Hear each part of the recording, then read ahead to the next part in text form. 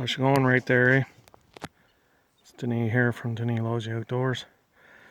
Back up the woodlot, working on the off-grid cabin road.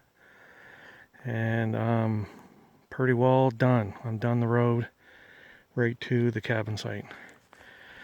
Like a rough grade, but this should be good enough for now. And what I'm thinking is if it does get, some bad spots here and there, I'll just worry about it then, and either I'll corduroy it or just backfill it with gravel. Yeah, so it turned out pretty good. So all the way up to the cabin site, and starting to clear some more. My last video I was showing that come up with a little bit of an issue with bedrock or big rock right in the middle of where I wanted to put the cabin. So I just thought, you know what, I'm going to keep ripping and tearing and take all this organic stuff out of here and stockpile it, get it out of the way so I can have an idea what I'm dealing with, or how I'm going to lay this cabin out or how I'm going to situate it. Also, like I was saying in the other video, the cabin that I'm going to build, or the structure here, I guess, or whatever you want to call it, it's not going to be temporary, but it has to be portable from the municipality here. So that's my plan, is that I want to build a big pad, I guess. Either it's going to be like big rocks on the edge. That's what I'm kind of thinking now. This whole side, I'll leave that as bedrock. And this whole side on this side, that's why I've been stockpiling those big rocks. I may just put a whole row of those big rocks in and then backfill that level with the height of this.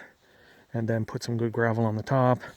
And then maybe put a concrete pad or just leave it as gravel.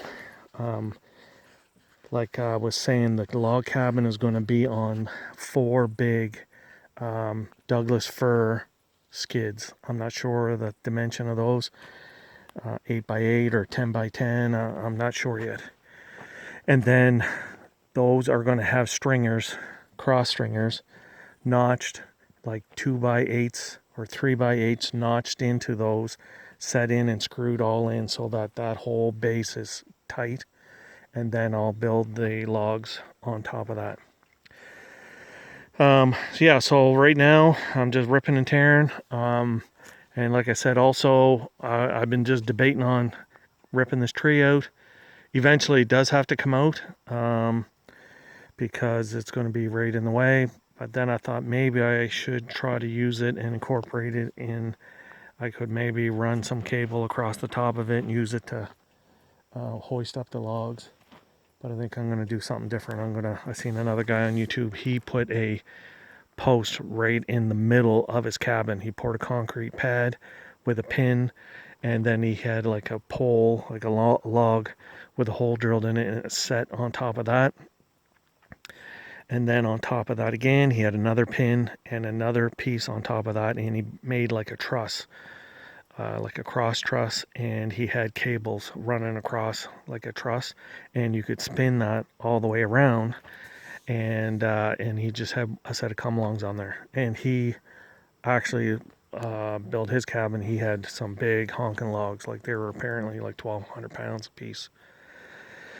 So I thought of keeping this tree, but I think I'm going to rip it out. So that's my plan right now. I've been just digging around. I'm going to get rid of this organic stuff so I can get in here good. And I'm just going to drive the tractor in here. I'll just keep digging around. And I'm going to try to push this over that way. So what I'll do is I'll pause you for now. And hopefully I'll turn it on when I'm ready to push it over. Okay, stand by.